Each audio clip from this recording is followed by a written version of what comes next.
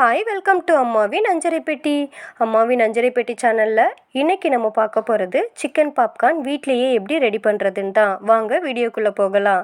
இதுக்கு ஒரு மிக்ஸி ஜாரில் சின்ன துண்டு இஞ்சி, 5-6 பல்லு பூண்டு, ஒரு பெரிய வெங்காயம் சின்ன சைஸாக எடுத்துகிட்டு இந்த மாதிரி கட் பண்ணி சேர்த்துக்கோங்க. இதுக்கு தேவையான அளவு தண்ணி சேர்த்துட்டு மிக்சியில் நல்லா அரைச்சி வடிகட்டி எடுத்துக்கோங்க. இன்னொரு பாத்திரத்தில் 2 முட்டை, அதோட கலர் கொஞ்சம் ஒயிட் ஆகிற அளவுக்கு நல்லா பீட் பண்ணிக்கோங்க. அது கூட நம்ம வச்சுருக்க அந்த இஞ்சி பூண்டு சாறு, எந்த அளவுக்கு சாறு சேர்க்குறீங்களோ அதே அளவுக்கு தயிர் சேர்த்துக்கோங்க. நல்லா கெட்டி தயிராக சேர்த்துக்கோங்க, ரொம்ப புளிச்சிருக்க தேவையில்லை. இது எல்லாத்தையும் நல்லா பீட் பண்ணிக்கோங்க. அந்த தயிர் நல்லா மிக்ஸ் ஆகிட்டு இந்த மாதிரி வர்ற அளவுக்கு பீட் பண்ணிக்கோங்க. இது கூட 1/2 ஸ்பூன் மிளகாய்த்தூள், 1 ஸ்பூன் மிளகுத்தூள், தேவையான அளவு உப்பு, பாதி லெமன் எடுத்துகிட்டு அதோடய விதைகளை நீக்கிட்டு அந்த சாறு நல்லா சேர்த்துக்கோங்க. சேர்த்துட்டு நல்லா பீட் பண்ணிக்கோங்க. அந்த பவுடர் அதில் நல்லா மிக்ஸ் ஆகிற அளவுக்கு. காஷ்மீர் மிளகாய்த்தூள் இருந்தால் அதை சேர்த்துக்கோங்க, அது நல்ல கலர் கொடுக்கும். இல்லைன்னா வீட்டில் உள்ள மிளகாய்த்தூளே நீங்கள் யூஸ் பண்ணிக்கோங்க. இப்போ இது கூட நான் 1/2 கிலோ சிக்கன் போன்லெஸ் சிக்கன் வாங்கிட்டு அதை நான் க்ளீன் பண்ணி இந்த மாதிரி சின்ன சின்ன பீஸாக போட்டுட்டு எடுத்திருக்கேன்.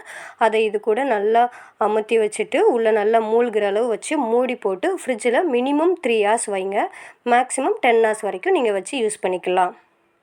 3 hours அப்புறம் ஒரு பாத்திரத்தில் 1 கப்பு மைதா மாவு, அதே கப்பில் 1/2 கப்பு கார்ன்ஃப்ளவர் மாவு சேர்த்துக்கோங்க. ஒரு 2 ஸ்பூன் அளவு பச்சரிசி மாவு அது கூட சேர்த்துக்கோங்க.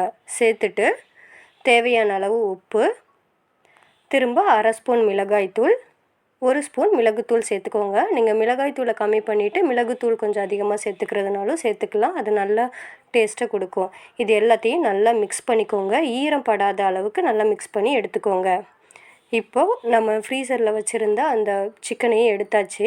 அதை எடுத்துட்டு அதோட தண்ணியை நல்லா கொஞ்சம் வடிகட்டிட்டு, அதாவது தண்ணி இல்லாமல் அந்த சிக்கன் பீஸை எடுத்துட்டு இந்த மாவில் நல்லா கோட் பண்ணிக்கோங்க. அந்த ஈரம் இல்லாத அளவுக்கு நல்லா 4 பக்கமும் நல்லா வர்ற அளவுக்கு நல்லா கோட் பண்ணிக்கோங்க.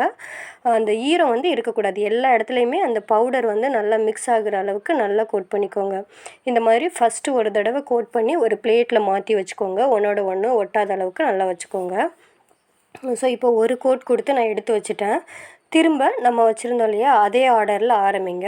அதை எடுத்துகிட்டு இன்னொரு தடவை அதே தண்ணியில் டிப் பண்ணிவிட்டு திரும்ப இந்த மாவுலையே நல்லா கோட் பண்ணிக்கோங்க. அதாவது உள்ள ஒரு பெரிய லேயர் வெளியில் வர்ற அளவுக்கு நல்லா அந்த மாவை கொடுக்கணும். அந்த சிக்கன் அந்த ஓரங்கள்லாம் இருக்கு இல்லையா, அதனால் நல்லா விரித்து விட்டு அந்த இடத்துல மாவு நல்லா அப்ளை பண்ணிக்கணும். ஸோ இதே மாதிரி செகண்ட் கோட்டிங் கொடுத்து திரும்ப அதே பிளேட்லேயே ரீப்ளேஸ் பண்ணிவிடுங்க.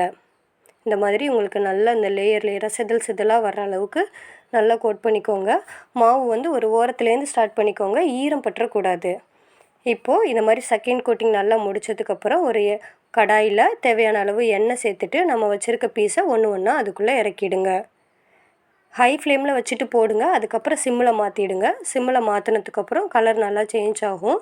இந்த மாதிரி கொஞ்சம் எல்லோயிஷ் மாதிரியும் கொஞ்சம் கோல்டன் ப்ரௌன் வர்ற மாதிரியும் இருக்கிற நேரத்தில் நல்லா திருப்பி விடுங்க. எண்ணெய் கொஞ்சம் எக்ஸ்ட்ராவே ஆட் பண்ணிக்கோங்க. அதில் நல்லா மூழ்கி நல்லா அப்படியே பொரிஞ்சு வர்ற அளவுக்கு எண்ணெய் நல்லா சேர்த்துக்கோங்க. இந்த மாதிரி அதோட கலர் நல்லா மாறி சூப்பராக நம்ம கோல்டன் ப்ரௌனில் கிடச்சிருக்கு பாருங்கள். நல்லா மொறுன்னு ரொம்ப டேஸ்டியாக இருக்குங்க. ஸோ இந்த மாதிரி வர்ற நேரத்தில் நம்ம வேறு பாத்திரத்துக்கு மாற்றிடலாம். நான் ஒரு பீஸ் எடுத்துகிட்டு உடச்சி காமிக்கிறேன் பாருங்கள். வெளியில் நல்லா மொறுன்னும் உள்ளே நல்லா அந்த சிக்கன் நல்லா வெந்து சாஃப்டாகவும் ரொம்ப நல்லா டேஸ்ட்டாகவும் இருக்கும். ஸோ இதே மாதிரி நீங்கள் உங்கள் வீட்டில் ட்ரை பண்ணி பார்த்துட்டு எப்படி இருக்குன்னு சொல்லிவிட்டு கமெண்ட்டில் கமெண்ட் பண்ணுங்கள். நம்ம மறக்காமல் அம்மாவின் அஞ்சரை பெட்டி சேனலை சப்ஸ்கிரைப் பண்ணிக்கோங்க. உங்கள் ஃப்ரெண்ட்ஸ் அண்ட் ஃபேமிலிக்கு ஷேர் பண்ணுங்கள். தேங்க்யூ ஸோ மச் ஃபார் வாட்சிங்.